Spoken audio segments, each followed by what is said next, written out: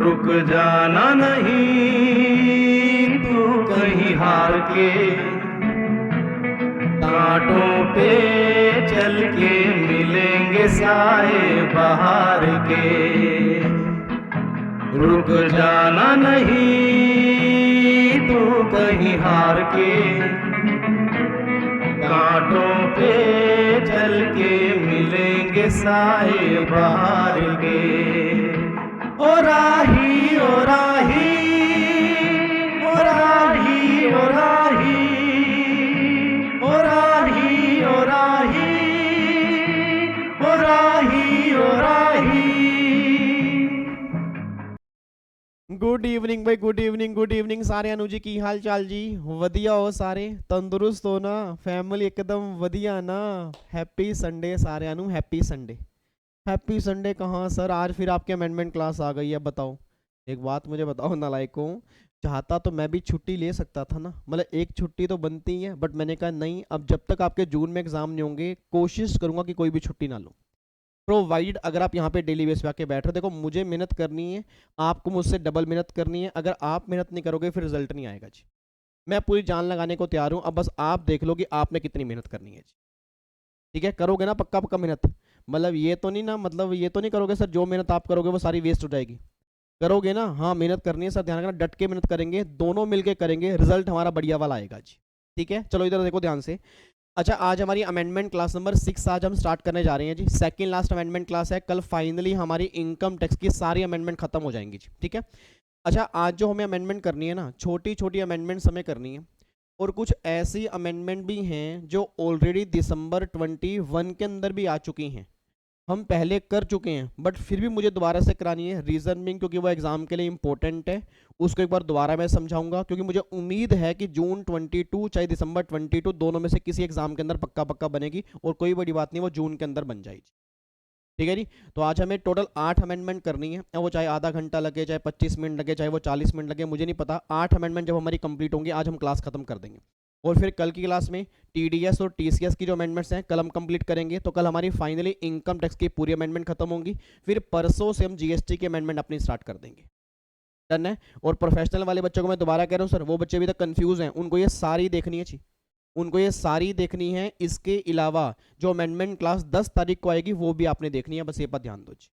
Done है ना? पक्का पक्का? चलो इधर देखो ध्यान से जी, अब एक बार चेक करना यहाँ पे, आज जो हमें अमेंडमेंट करनी है चैप्टर नंबर 9 मैंने अपने अमेंडमेंट नोट्स के अंदर दिया हुआ है जी, टेलीग्राम के ऊपर नोट्स हैं, आप वहाँ से इसको डाउनलोड कर सकते हो जी। चैप्टर नंबर 9, अब टोटल मिला के ना 8 अमेंडमेंट हमें करनी है। अब जी 1 बाय 1 अपनी अमेंडमेंट स्टार्ट करते हैं। ठीक है, इधर देखो ध्यान से, इधर देखो। बच्चा कह रहा है सर भूल गए क्या? अरे सर भूल गए क्या? आप पहले अमेंडमेंट क्लास स्टार्ट करने से पहले पुरानी रिवीजन कराते हो? ओ माय गॉड, चलो ऐसा करते हैं फटाफट से रिवीजन कर लेते हैं। लास्ट क्लास में हमने 3 अमेंडमेंट की थी, अदर सोर्स की 2 अमेंडमेंट की थी, और फिर एक अमेंडमेंट हमने की थी डिडक्शन के चैप्टर में। अदर सोर्स में 2 अमेंडमेंट हमने कौन कौन से की थी, मुझे फटाफट से एक बार रिकॉल करवा दो। अमेंडमेंट नंबर 1 हमने अदर सोर्स में ये की थी कि जो अगर मान लो इमूवेबल प्रॉपर्टी मुझे मिलती है तो मेरे हाथ में भी 120% हम चेक करेंगे कब, अगर वो 3 कंडीशन सेटिस्फाइड होती हैं। पहली कंडीशन क्या थी कि अगर प्रॉपर्टी ट्रांसफर की गई है वही 12 नवंबर 2020 से लेकर 30 जून 21 तक, अगर फर्स्ट टाइम अलॉटमेंट है, और अगर कंसीडरेशन 2 करोड़ रुपए तक होगा, उस केस में हम 20% की रेशो लेके चलेंगे, और अगर 3 कंडीशन सेटिस्फाइड नहीं होंगी फिर हम 10% की रेशो लेके चलेंगे। इसका प्रैक्टिकल क्वेश्चन कल हमने कंप्लीट कर लिया था। फिर सेकंड अमेंडमेंट छोटी से बस ये निकल के आई है कि कुछ केस में गिफ्ट आपके एग्जम्प्ट हो जाते हैं, इनमें उन्होंने 1-2 पॉइंट ऐड किए थे। कौन कौन से पॉइंट ऐड किए कि अगर कोई चैरिटेबल ट्रस्ट है, रिलीजियस ट्रस्ट है, वहां से अगर कुछ पैसा मिलेगा तो भी गिफ्ट एग्जम्प्ट होगा। फिर मैंने कहा था कि जो ट्रांजैक्शन सेक्शन 47 में ट्रांसफर नहीं बनेगी, उस केस में जो भी आपको मिलेगा तो वो भी वहां पे कैपिटल गेन में टैक्सेबिलिटी नहीं होगी। फिर अगर मान लो ट्रस्ट से कुछ मिल रहा है और वो ट्रस्ट स्पेसिफिकली बनाया गया है रिलेटिव के बेनिफिट के लिए, तो भी वहां से कुछ टैक्सेबिलिटी नहीं होगी। 2-3 पॉइंट नए इंसाइट हुए थे। उसके बाद फिर डिडक्शन में एक छोटी सी अमेंडमेंट थी, जो सेक्शन 80 EEA था हाउसिंग लोन के इंटरेस्ट का, वहां पे लिखा हुआ था कि लोन अगर सैंक्शन होगा 1 अप्रैल 2019 से 31 मार्च 21, अब वो 21 की जगह अब वो 22 हो चुका है। बाकी ये सारा डिडक्शन का चैप्टर पूरा का पूरा सेम है जी। ठीक है, तो ये बिल्कुल छोटी सी अमेंडमेंट थी जो लास्ट क्लास में हमने की थी, एक बार आप लास्ट क्लास देख सकते हो अगर आपको डिटेल में करनी है। बाकी रिवीजन मैंने करवा दिया, टोटल आपकी 3 अमेंडमेंट हमने की थी जी। ठीक है, इधर देखो ध्यान से, अब आज हमें अमेंडमेंट कौन सी करनी है जी। अमेंडमेंट नंबर 1 में स्टार्ट करवाने जा रहा हूं, सरचार्ज ऑन इंडिविजुअल और एचयूएफ।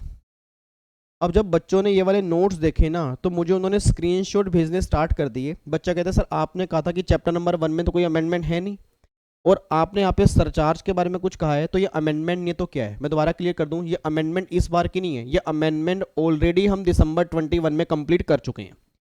मैंने फिर भी दोबारा से यहाँ पे क्यों डाली है? क्योंकि एग्जाम के लिए इंपॉर्टेंट है और मैं उम्मीद करता हूँ इस बार के एग्जाम में पक्का पक्का बनेगी जी। अब इस अमेंडमेंट के अंदर दिसंबर 21 में क्या आया था एक बार दोबारा सुन लो, मे बी आपने पहले पढ़ा होगा जी। याद करो, मैंने कहा था कि इंडिविजुअल एचएफ वाले केस में सरचार्ज के ना 4 रेट होते हैं। कौन कौन से रेट होंगे? पहली बात तो अमीरों पर लगेगा, गरीबों पर नहीं लगेगा। अमीर किसे बोलेंगे? जिसकी इनकम 50 लाख से ऊपर होगी।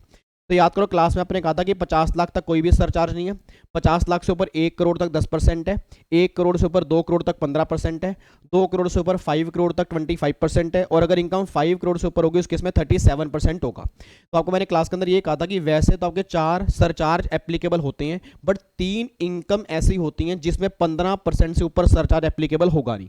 वो 3 इनकम कौन कौन सी होती हैं जी? एक तो लॉन्ग टर्म कैपिटल गेन 112 है, उसके बाद शॉर्ट टर्म कैपिटल गेन 111 है, और डिविडेंड की इनकम। एक बार दोबारा बोलो जी फटाफट, एक बार सारे बड़े चैट बॉक्स में लिखो कि 3 इनकम ऐसी कौन कौन सी होती हैं जहां पे हाईएस्ट 15% लगेगा। एक तो लॉन्ग टर्म कैपिटल गेन सारे नहीं, हेलो भैया, लॉन्ग टर्म कैपिटल गेन सारे नहीं, hello uncle, long term capital gain सारे नहीं, हेलो इधर देखो ध्यान से, लॉन्ग टर्म कैपिटल गेन सारे नहीं, लॉन्ग टर्म कैपिटल गेन जो 112 वाले होंगे, शॉर्ट टर्म कैपिटल गेन सारे नहीं, शॉर्ट टर्म कैपिटल गेन 111 वाले जो होंगे, और डिविडेंड की इनकम जो होगी, इन तीनों इनकम पे हाईएस्ट 15% सरचार्ज एप्लीकेबल होगा। बस ये बात ध्यान दो जी, ठीक है। तो देखो यहाँ पे वही लिखा हुआ है कि वेयर टोटल इनकम, अगर टोटल इनकम में ये 3 इनकम इंक्लूड नहीं होती तो फिर आपके 4 सरचार्ज एप्लीकेबल होंगे। अगर आपकी टोटल इनकम में ये तीनों इनकम इंक्लूड हो जाती हैं, ठीक है, तो 2 करोड़ रुपए तक तो 15% ही लगेगा। 2 करोड़ के बाद जैसे इनकम 2 करोड़ से ऊपर जाएगी वैसे 25% लगना चाहिए।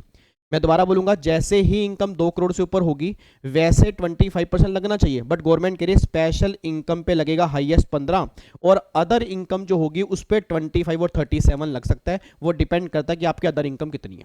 अगर अदर इनकम 2 करोड़ से ऊपर होगी तो 25 लगेगा, अगर 5 करोड़ से ऊपर होगी तो 37 लगेगा। बट हाँ, स्पेशल इनकम पे जो हाईएस्ट एप्लीकेबल होगा ना, वो 15% से ऊपर एप्लीकेबल नहीं होगा। बस ये बात ध्यान दो जी। तो बच्चा कह रहा है सर हमारे एग्जाम में क्वेश्चन क्या बन सकता है? क्वेश्चन बस यही बन सकता है कि अगर लॉन्ग टर्म कैपिटल गेन 112 के हैं, शॉर्ट टर्म कैपिटल गेन 111 के हैं, या डिविडेंड की इनकम है, इन पे हाईएस्ट सरचार्ज कितना लगेगा? हाईएस्ट 15% लगेगा, इसके ऊपर एप्लीकेबल नहीं होगा। बस ये बात ध्यान दो, ठीक है।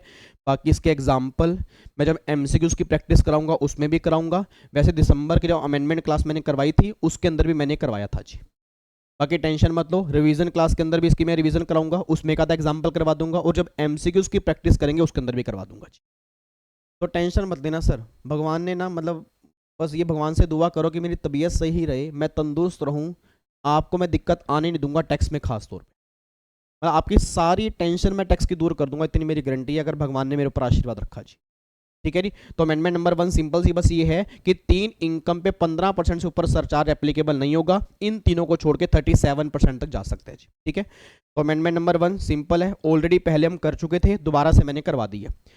उसके बाद फिर अमेंडमेंट नंबर 2 भी बिल्कुल सिंपल है और एग्जाम के लिए इतनी रेलिवेंट नहीं है, मुझे नहीं लगता कि एग्जाम के अंदर पूछेंगे, बट फिर भी अमेंडमेंट है तो हमें करनी है।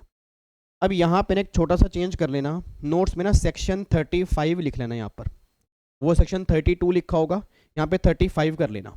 अब इस अमेंडमेंट में है क्या वो सुना ध्यान से। सर याद करो, आपने सेक्शन 35 किया था साइंटिफिक रिसर्च वाला, आपने सेक्शन 35 किया होगा साइंटिफिक रिसर्च वाला।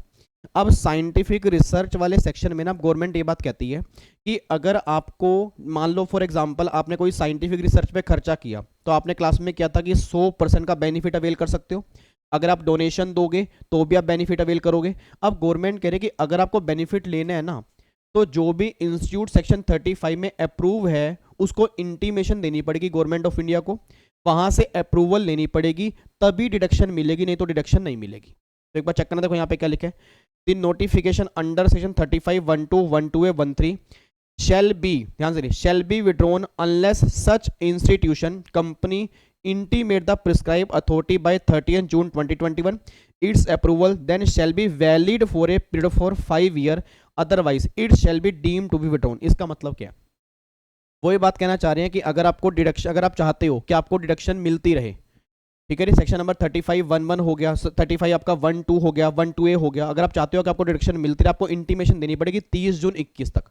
अगर आप इंटीमेशन दे दोगे फिर तो ठीक है, वो इंटीमेशन 5 साल के लिए मिलेगी, 5 साल के लिए मिलेगी। और इंटीमेशन किस में देनी है, एक फॉर्म नंबर है 10A, जो मेरे कोडिंग एग्जाम में पूछना नहीं चाहिए, बट मुझे नहीं पता एग्जाम में भला है बुरा है, जैसा भी है, मेरा पति मेरा देवता है। तो अपने दिमाग में एक फॉर्म लेके चला, फॉर्म नंबर 10A में जो सेक्शन नंबर 35 में कवर होते हैं उनको इंटीमेशन देनी पड़ती है 10A के अंदर 30 जून 2021 तक। अगर नहीं दोगे तो आपके अप्रूवल को विड्रॉ मान लेंगे, फिर आपको डिडक्शन का बेनिफिट नहीं मिलेगा। ठीक है। और यहां पे देखना जी, such institution company shall also file a statement, prescribe donation detail and furnish a certificate to the donor by 31 May of the succeeding financial year. Failing which donor shall got the deduction and donee institution company liable to pay 200 रुपये per day की fees और 10,000 से लेकर 1 लाख तक की penalty. मतलब आपको statement भी फर्निश करनी पड़ेगी। इवन ये अमेंडमेंट भी ना मैं दिसंबर 21 में करवा चुका था, अगर कुछ बच्चों को याद आ रहा हो। ये अमेंडमेंट भी दिसंबर 21 की है। याद करो, मैंने कहा था कि अगर जो साइंटिफिक रिसर्च इंस्टीट्यूट होंगे 35 में कवर होंगे, उनको एक स्टेटमेंट भी फाइल करनी होती है, और अगर वो स्टेटमेंट फाइल नहीं करेंगे, जितने दिन का भी डिले करेंगे, 200 रुपये तो पर डे की फीस है, और 10,000 रुपये से लेकर 1 लाख तक की इनको पेनल्टी देनी पड़ सकती है। ठीक है। तो हाँ, आपके एग्जाम में एमसीक्यूज के अंदर क्वेश्चन जरूर बन सकता है कि अगर आपने स्टेटमेंट सही टाइम पर फाइल नहीं की तो कितने रुपए पर डे की फीस होगी, 200 रुपये पर डे की फीस होगी, और 10,000 से लेकर 1 लाख तक की पेनल्टी आपके ऊपर लग सकती है। और जो हमें इंटीमेशन देनी है, वो इंटीमेशन कब देनी है, 30 जून 2021 तक आपको इंटीमेशन देनी है। बस ये बात ध्यान दो। डन है। तो ये अमेंडमेंट नंबर 2 छोटी सी थी, मेरे अकॉर्डिंग इरेलीवेंट है, बट कोई बड़ी बात नहीं, एमसीक्यूज के अंदर कब बन जाए वो नहीं पता। ठीक है। तो बस ये बात ध्यान देना कि आपको मेन बस ये बात ध्यान देने की, जो आपको अप्रूवल मिलती है 5 साल के लिए मिलती है, फॉर्म नंबर कौन सा होगा, 10A होगा। कब तक हमें इंटीमेशन देनी है, 30 जून 2021 तक देनी है। उसके बाद फिर आपको एक स्टेटमेंट फाइल करनी है, कब तक फाइल करनी है, अगले साल की 31 मई तक। नहीं करोगे तो 200 रुपये पर डे की फीस है, और 10,000 से लेकर 1 लाख रुपए तक की पेनल्टी है। ये बात यहाँ पे लिखी हुई है जी। डन है जी, पक्का पक्का। अब आ जाओ अमेंडमेंट नंबर 3। अमेंडमेंट नंबर 3 भी ना हम ऑलरेडी डिस्कस कर चुके हैं पीजीपी के चैप्टर में।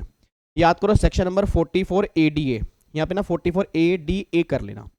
याद करो 44 ADA जो प्रिजम्पटिव टैक्सेशन होती है प्रोफेशनल वालों के लिए। हेलो भैया, फटाफट से बताऊं मेरे को। याद करो, पीजीपी के चैप्टर में सेक्शन नंबर 44 ADA हमने किया था, वहां पर मैंने था 44 ADA में जो प्रिजम्पटिव टैक्सेशन प्रोफेशनल के लिए है, तो वो किसके ऊपर एप्लीकेबल होगा, resident individual, resident firm, LLP को छोड़ के। तो देखो वही सेम अमेंडमेंट यहाँ पे लिखी है जी, एक बार चेक करो यहाँ पे क्या लिखा हुआ है। देखो यहाँ पे क्या लिखा है, section number 44 ADA applicable to the all resident assessee individual and partnership firm other than LLP, जो ऑलरेडी हम पीजीपी के अंदर कर चुके हैं। ठीक है। तो आप चेक करोगे ये ऑलमोस्ट ना वही अमेंडमेंट है, या तो हम जो दिसंबर 21 में कवर कर चुके हैं, मैंने फिर दोबारा क्यों डाली है, क्योंकि वो इंपॉर्टेंट है, या ऑलरेडी इसी सेशन में हम पहले कहीं डिस्कस कर चुके हैं। तो अभी तक 3 अमेंडमेंट हमने डिस्कस किए हैं, छोटी छोटी। पहली बात, एक बार फटाफट चैट बॉक्स में लिख दिया करो यार। आप चैट बॉक्स में लिखते हो ना, सही कह रहा हूँ, मैं आपके चैट पढ़ता हूँ ना, मुझे बहुत अच्छा लगता है। देखो बहुत कम बच्चे आ रहे हैं, पहले अमेंडमेंट क्लास में ज़्यादा बच्चे होते तब कम आ रहे हैं, मुझे नहीं पता वो क्या कर रहे हैं, बट हाँ जितने बच्चे भी डेली बेस पे आ रहे हैं मैं उनसे पार्टिसिपेशन चाहता हूँ, क्योंकि मैं आपसे प्यार करता हूँ। I love you, I love you मेरे बच्चों, आई लव यू। फटाफट चैट बॉक्स में लिखो मुझे फटाफट से 3 अमेंडमेंट कौन कौन सी की नहीं। अमेंडमेंट नंबर 1 सर हमने ये की है। अमेंडमेंट नंबर 1 में सरचार्ज जो 37% वाला और 25% वाला है ना, वो 3 इनकम पे एप्लीकेबल नहीं होगा। Long term capital gain 112A, short term capital gain 111 और डिविडेंड की इनकम।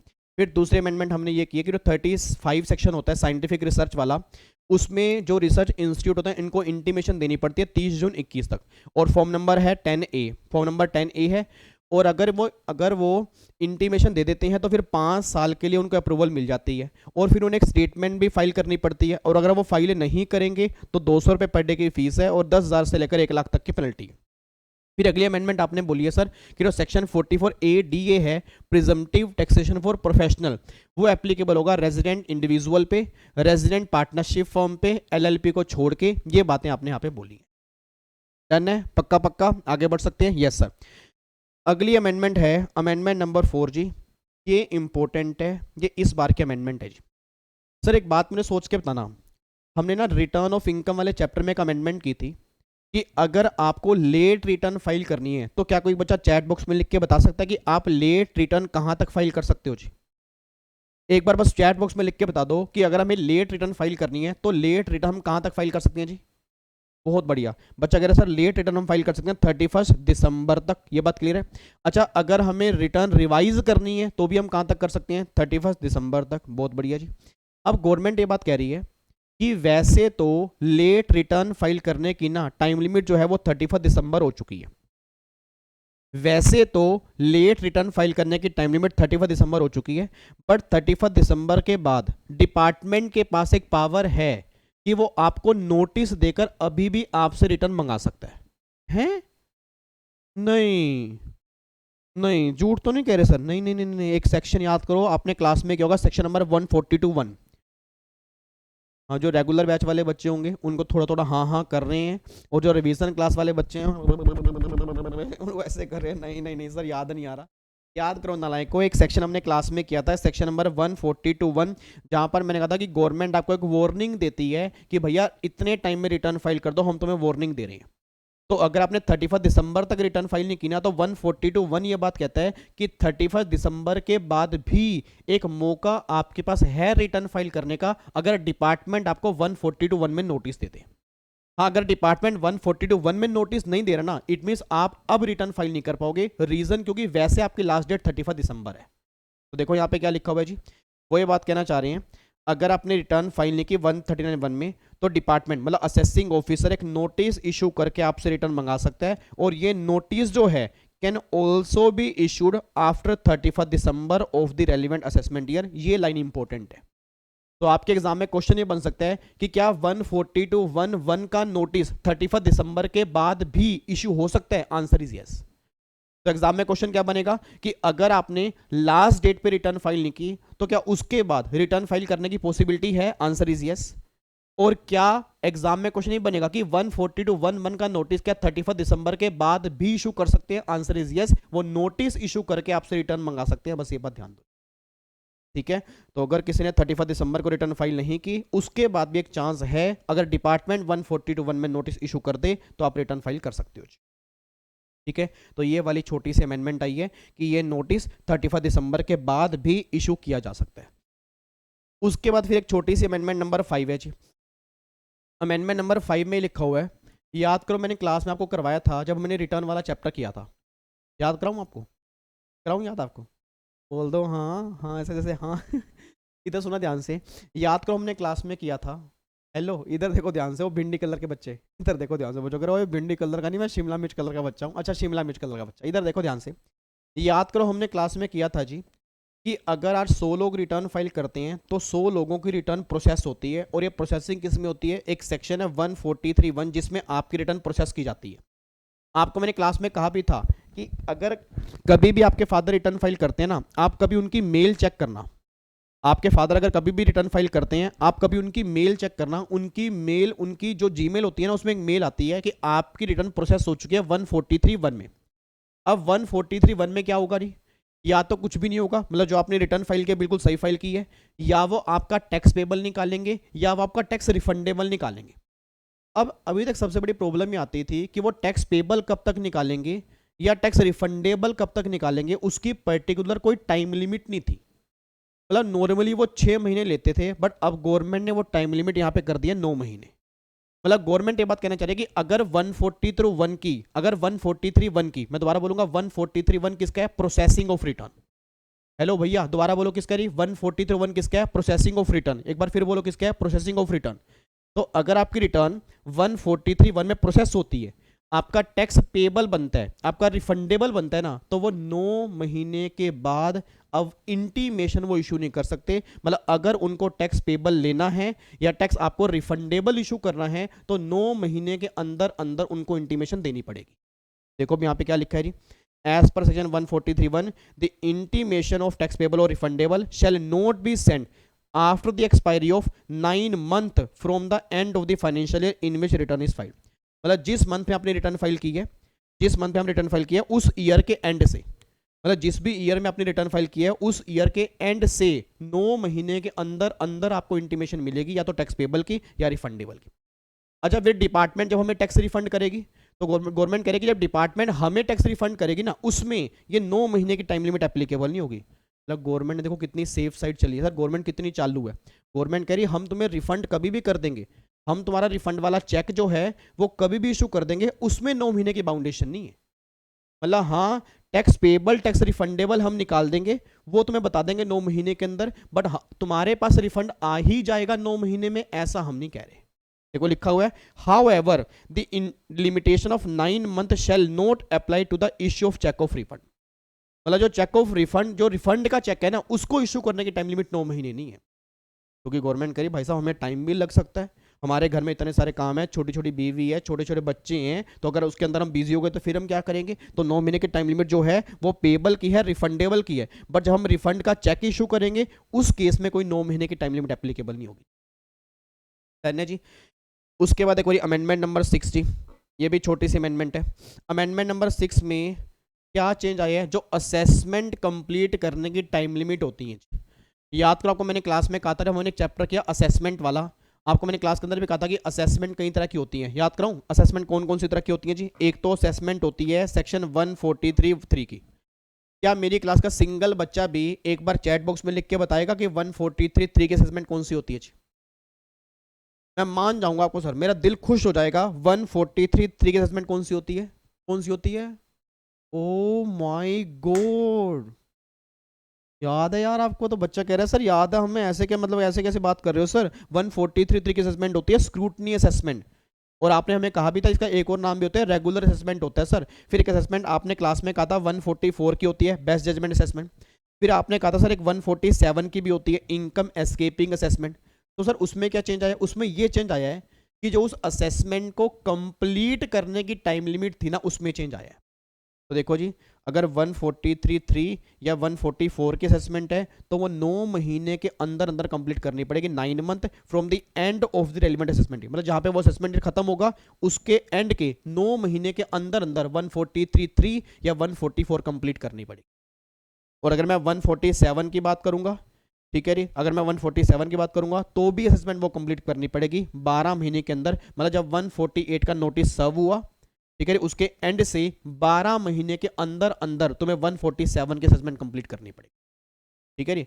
और ये एक केस और भी है ट्रांसफर प्राइसिंग वाले केस में, ये CS प्रोफेशनल वाले बच्चे ध्यान दें कि अगर ट्रांसफर प्राइसिंग वाला केस है तो उस केस में टाइम लिमिट जो है वो 1 साल से बढ़ जाती है, मतलब 12 महीने से बढ़ जाती है। तो 12 + 9 यहाँ पे 21 महीने हो गया, 12 + 12 कितना हो गया जी, ये 24 महीने हो। ठीक है जी। और अगर कोई केस आपका कमिश्नर के पास गया, उसने वो केस वापस भेज दिया, तो उस केस में टाइम लिमिट होती है वो 12 महीने की। तो मेनली बस आपको 2 टाइम लिमिट ध्यान देनी है, 143(3) और 144 की। नॉर्मल केस में 9 महीने की टाइम लिमिट अब हो चुकी है, और 147 की जो टाइम लिमिट है वो 12 महीने की। एक बार दोबारा चैट बॉक्स में लिखो जी, अगर एग्जाम में क्वेश्चन बन गया, हाँ जी फटाफट से बताओ, अगर एग्जाम में क्वेश्चन बन गया कि 143(3) की असेसमेंट कंप्लीट करने की टाइम लिमिट की है, तो आंसर क्या बनेगा, 9 महीने। अगर 144 को कंप्लीट करने की टाइम लिमिट किया है तो आंसर क्या बनेगा, 9 महीने। अगर क्वेश्चन बन गया 147 को कंप्लीट करने की टाइम लिमिट किया तो आंसर क्या बनेगा, 12 महीने। बस ये बात ध्यान दो। और ट्रांसफर प्राइसिंग वाले केस में इस टाइम लिमिट में 12 महीने और ऐड कर देंगे तो आंसर आपके सामने निकल के आ जाएगा। डन है जी। तो ये असेसमेंट कंप्लीशन की टाइम लिमिट है। उसके बाद फिर यहाँ पे आ जाओ जी अमेंडमेंट नंबर 7 में। अमेंडमेंट नंबर 7 भी बिल्कुल सिंपल है, स्लम सेल। अब ये तो आपने पहले भी कई बार किया हुआ है। स्लम सेल का मतलब क्या होता है, sale for a lumpsum consideration. अब गवर्नमेंट ने ना यहाँ पे ना क्लियर कर दिया। क्लियर क्या किया, एक बात मुझे बताओ सर, स्लम सेल वाले केस में ना मैंने क्लास में एग्जांपल दिया था कि रेमंड्स कंपनी ने जब सीमेंट का डिवीजन स्टार्ट किया तो पूरा का पूरा डिवीजन बेच दिया था। अब सबसे बड़ी प्रॉब्लम ये थी कि स्लम सेल अगर हमने की है तो बदले में कंसीडरेशन में हम क्या कवर करेंगे। मतलब उसने बदले में एसेट दी तो क्या वो कंसीडरेशन में कवर होगी? अगर मनी फॉर्म में है क्या वो कवर होगा? अगर सिर्फ नॉन मनी फॉर्म में है क्या वो कवर होगा? अगर मनी और नॉन मनी दोनों फॉर्म में है क्या वो कवर होगा? तो गवर्नमेंट ने क्लियर कर दिया कि भैया स्लम सेल में हम इंक्लूड करेंगे, अगर बदले में सारा पैसा मनी फॉर्म में आ रहा है तो भी कवर करेंगे, अगर बदले में सारा पैसा नॉन मनी फॉर्म में आ रहा है तो भी कवर करेंगे, अगर मनी और नॉन मनी दोनों फॉर्म में आ रहा है तो भी हम यहाँ पे कवर करेंगे। तो सिंपल सी बात ये निकल के आ रही है कि अगर कोई पर्सन और अपनी अंडरटेकिंग ट्रांसफर करता है, बदले में मनी फॉर्म में ले चाहे बदले में नॉन मनी फॉर्म में ले, चाहे मनी या नॉन मनी दोनों फॉर्म में ले, मतलब इन काइंड फॉर्म में भी अगर कंसिडरेशन लेंगे तो भी हम स्लम सेल में कवर करेंगे। देखो यहाँ पे क्या लिखा हुआ है जी, लिखा हुआ है finance act 2021 slump sale for undertaking include, क्या इंक्लूड करेंगे, transfer of undertaking for monetary consideration.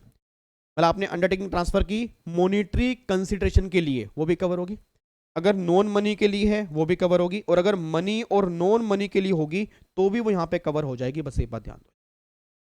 ठीक है, तो एग्जाम में एमसीक्यूज बन सकता है कि स्लम सेल में इन तीनों में से किसे कवर करेंगे, तीनों को ही कवर करेंगे। पहले कंफ्यूजन थी, फाइनेंस एक्ट 2021 ने क्लैरिफाई कर दिया कि चाहे मनी फॉर्म हो चाहे नॉन मनी फॉर्म में हो, मतलब चाहे पैसा मनी फॉर्म में मिले चाहे पैसा नॉन मनी के अंदर मिले चाहे पैसा दोनों के अंदर मिले, वो स्लम सेल के कंसिडरेशन में कवर हो जाएगा।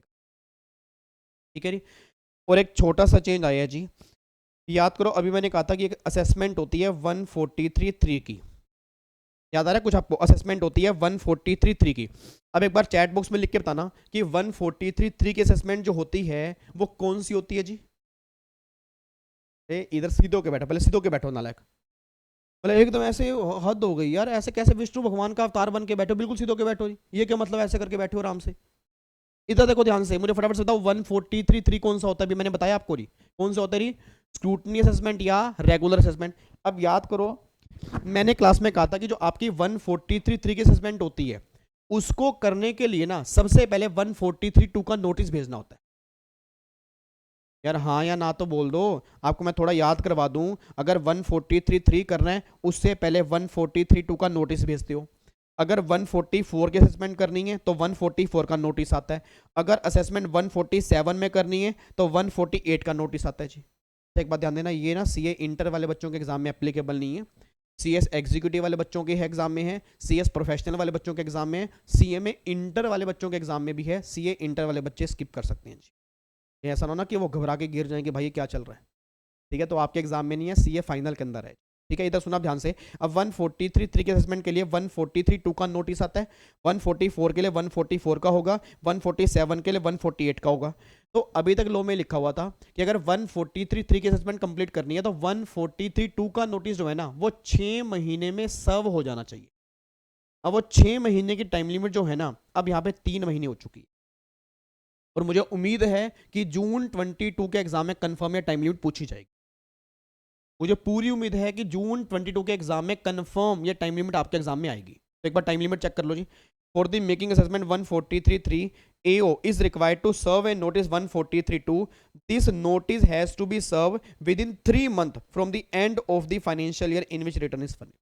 मतलब जिस ईयर में आपने रिटर्न फर्निश की है उसके एंड से 3 महीने के अंदर अंदर ये नोटिस सर्व हो जाना चाहिए। ये बात ध्यान देना, नहीं ये अमेंडमेंट नंबर 8 है।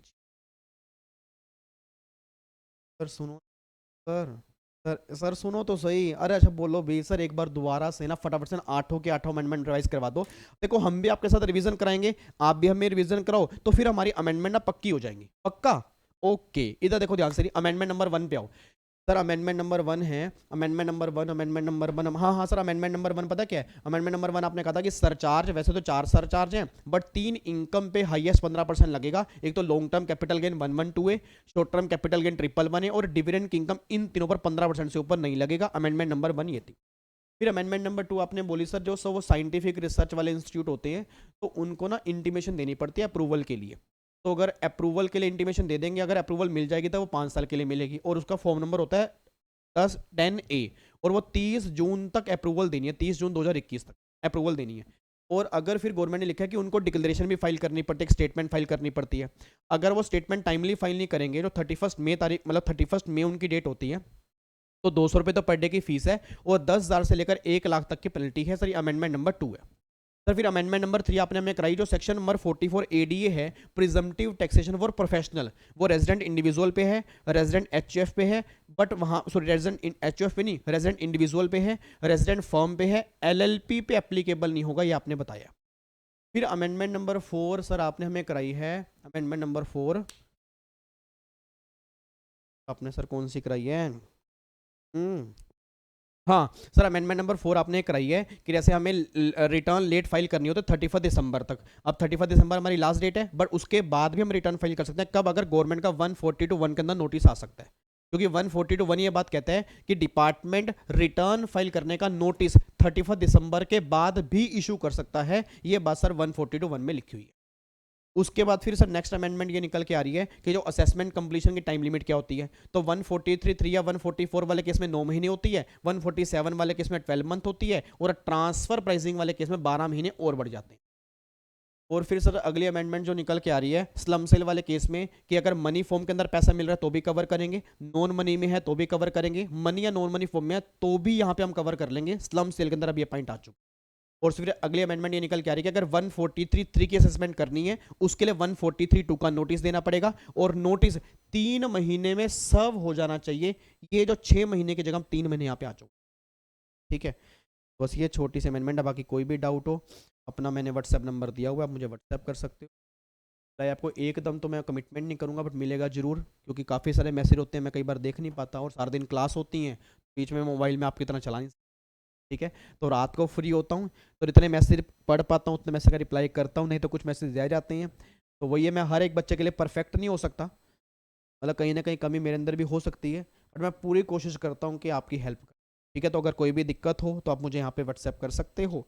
और बाकी सारी अमेंडमेंट हमने यहाँ पे अब कंप्लीट कर ली है। अच्छा, एक अमेंडमेंट बस रह गई है कि 143(1) की जो इंटीमेशन आती है टैक्स पेबल और टैक्स रिफंडेबल वाली, अब वो 9 महीने के बाद नहीं आ सकती। यह टाइम लिमिट बहुत ध्यान देनी है। देखो आज की क्लास में ना अमेंडमेंट कुछ खास नहीं है, बट हाँ लिमिट्स आपकी बहुत सारी हैं। जैसे सरचार्ज वाले केस में है, ठीक है, फिर आपका वहाँ पे 200 रुपये पर डे की फीस 10,000 की पेनल्टी आपका आ गया जी। तो मतलब ये लिमिट आपकी बहुत सारी है, तो लिमिट बहुत ध्यान देना कि हाँ भाई एग्जाम में लिमिट का बहुत ज्ञान आता है, और एग्जाम में लिमिट बेस्ड क्वेश्चन कई बार बनते हैं। ठीक है, तो एक बार इसको अपने दोबारा गो थ्रू करना है, क्योंकि मेरे समझाने वाला कम था, आपके पढ़ने वाला ज़्यादा है, क्योंकि लिमिट्स अगर आपको याद होंगी तभी एग्जाम में। ठीक है, अब कल की क्लास में हम लास्ट अमेंडमेंट अपनी कंप्लीट करेंगे टीडीएस और टीसीएस के चैप्टर की जी। कल हमने ये अमेंडमेंट करनी है, 4 से 5 अमेंडमेंट हैं, कल की क्लास के अंदर पूरी कंप्लीट करके हम पैकअप कर देंगे। ठीक है जी, बाकी कोई भी डाउट हो आप मेरे को नंबर मैंने आपको बता दिया, मुझे उसे भेज देना, कमेंट बॉक्स में डाल देना। फिर बाकी मुलाकात करते हैं कल की क्लास में, सेम टाइम 7 बजे लास्ट अमेंडमेंट क्लास के साथ। कल इनकम टैक्स सारी अमेंडमेंट खत्म होंगी, देन फिर हम स्टार्ट करेंगे जीएसटी के। ठीक है जी, चलो जी, ओके जी, बाय बाय। हंस क्यों रहे हो? बच्चा कह रहे नहीं नहीं हंस नहीं रहे, चलें फिर, चलो जी, ओके जी, bye bye, tata, thank you so much, जय हिंद, God bless you, take care, love you so much, bye bye जी, बाय बाय।